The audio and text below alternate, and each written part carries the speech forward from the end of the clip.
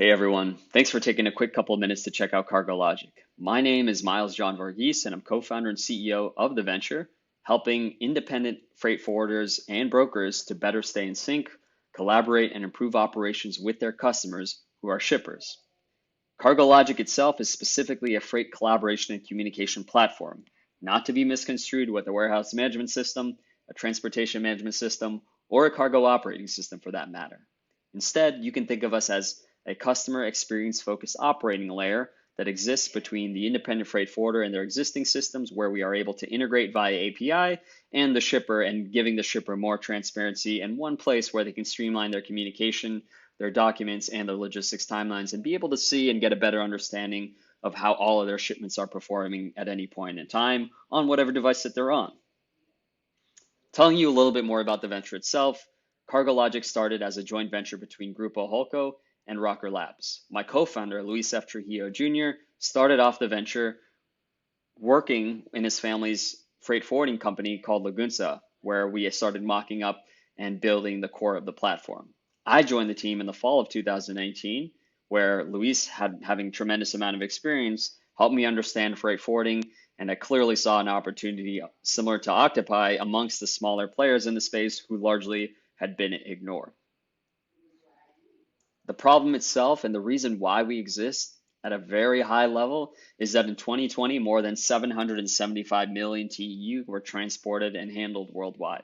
And when you divide that by 2 TEU, you roughly get 388 million 40-foot tractor trailers, and that's a lot of tractor trailers, enough to circle the globe 119 times. The industry itself is just massive, ever growing, and becoming ever complex.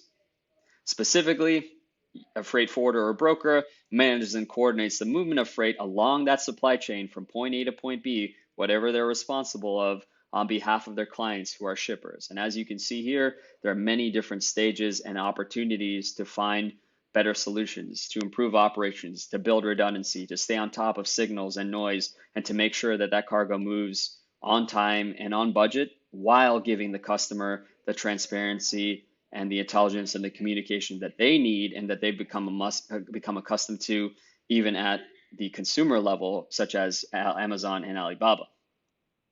Talking a little bit more about the specific freight forwarding market, what we gathered from roughly 600 plus conversations over these last 2 years is that forwarders themselves cannot keep up with customer expectations, and they face dwindling margins. And if you break that down, we can attribute that to two major themes. That moving freight, kind of like what we said earlier, is complex, and it's continuing to get more complex.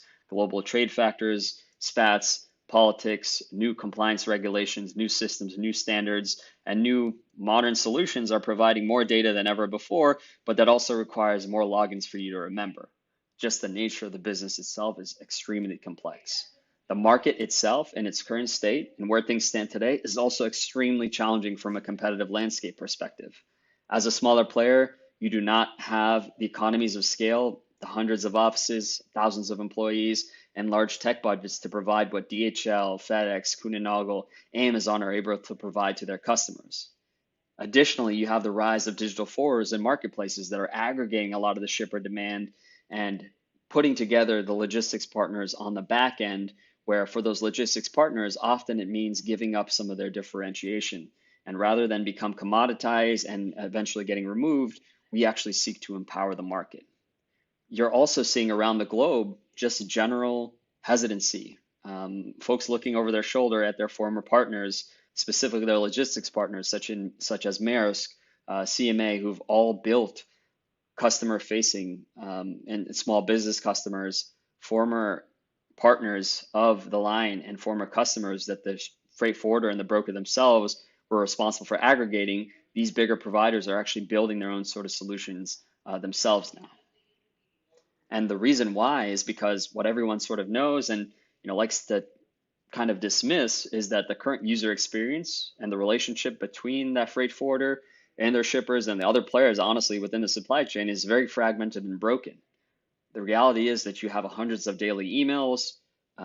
Every morning you're waking up with another 100, 200, 300, 400, 500 emails. A lot of that is just wasted communication that doesn't mean anything to you. You're getting way too many text messages.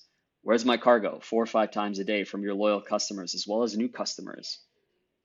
Where's the documents, right? Searching for my Google Drive or your Dropbox often requires a lot of coordination and communication, and that's very difficult across time zones.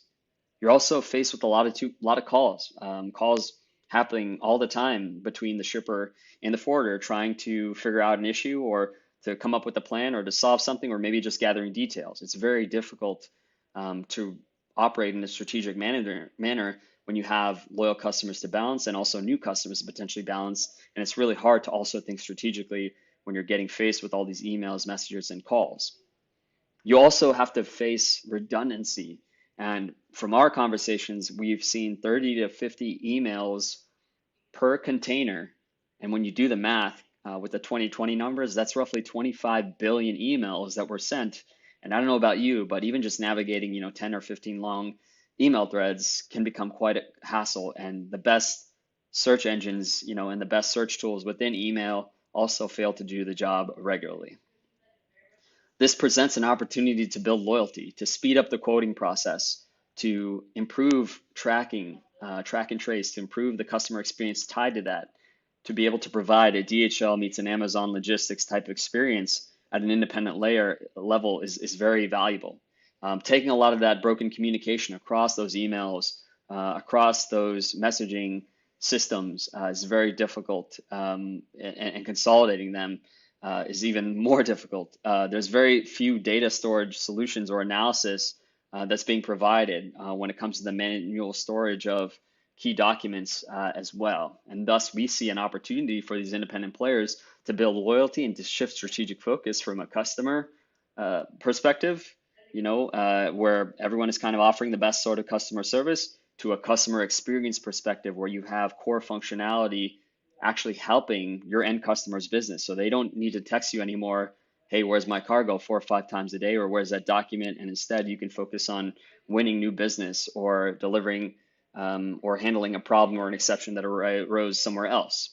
And here is where you could really differentiate yourself by starting first with the core client pains that the just very nature of the industry has to deal with, that cost both parties a lot of repetitive tasks and redundancies, both in time and money as well.